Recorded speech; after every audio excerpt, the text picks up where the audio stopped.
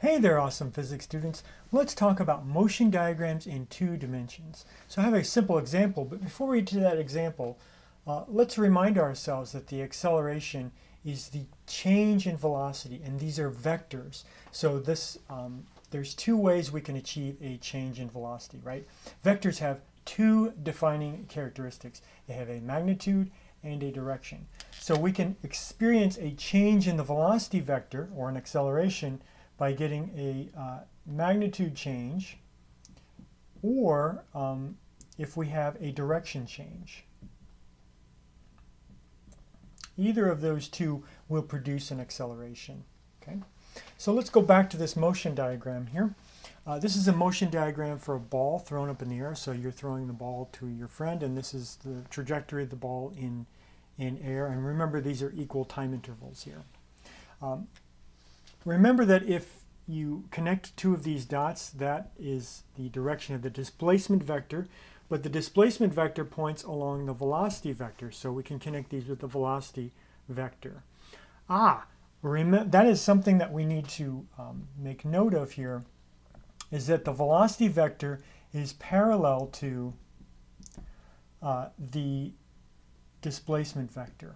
Okay, and I'm going to write the displacement vector as delta r. That's the change in position. So we can read this as velocity is parallel to the change in position vector. All right?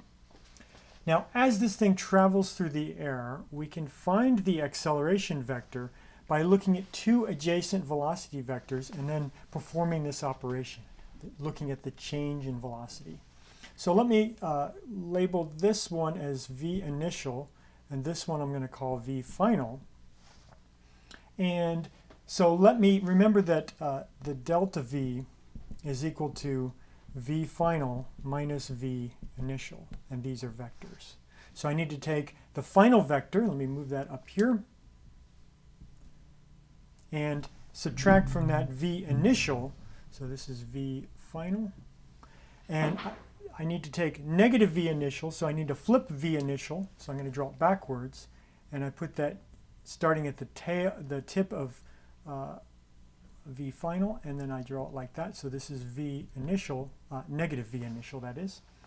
And then delta v will point where I started to where I finished. So this will be the delta v vector.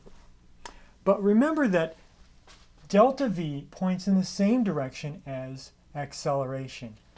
That is the second thing we need to take note of, is that the acceleration is going to be parallel to the change in velocity vector. Okay? And that mirrors what we know about the velocity vector. It's parallel to the change in position. Acceleration is parallel to the change in velocity. Okay? So this tells us that the acceleration vector must be down. Let's look again at this going from this point to this point. So in this case, this one will be v final, and this one would be v initial. And let's do this one again up here. So here's v final, and v initial I'm going to take, and remember I've got to flip it and draw it backwards like that. So this is negative v initial, and when I take v final plus negative v initial, that gives me my change in velocity vector. Delta v then again points down.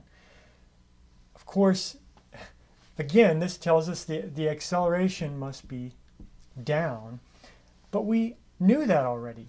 If you throw a ball in air, it's under the influence of, it's in free fall. And we know that in free fall, the acceleration vector is down, and the magnitude of the acceleration vector is g, right? G down. So just to reconcile this, if we say a is negative g, we're talking about a component, but here I'm talking about the magnitude, so magnitude is always positive. Okay, so this is how you construct a motion diagram, and when you look at the change in velocity, the change in velocity tells you the direction of the acceleration. As you construct that tip to tail, you can use the motion diagram to find the direction of the acceleration. And it really helps you a great deal in becoming unconfused because there's so much going on here. But just your ability to connect the dots literally and find the acceleration vector just by drawing it out really can help you reduce confusion. Okay?